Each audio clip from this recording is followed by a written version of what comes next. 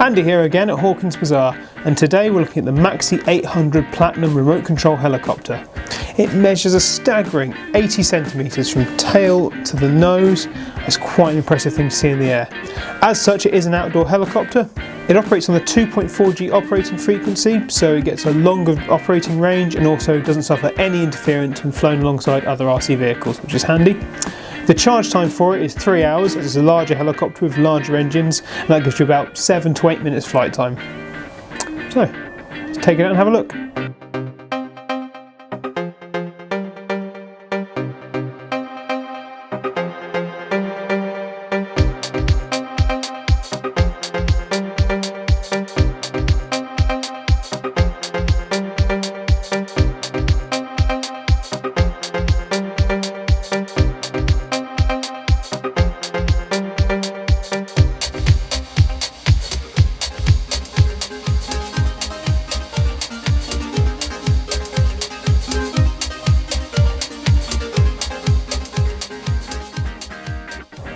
So that was the Maxi 800 Platinum helicopter.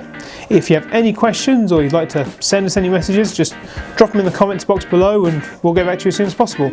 Otherwise, thanks for watching.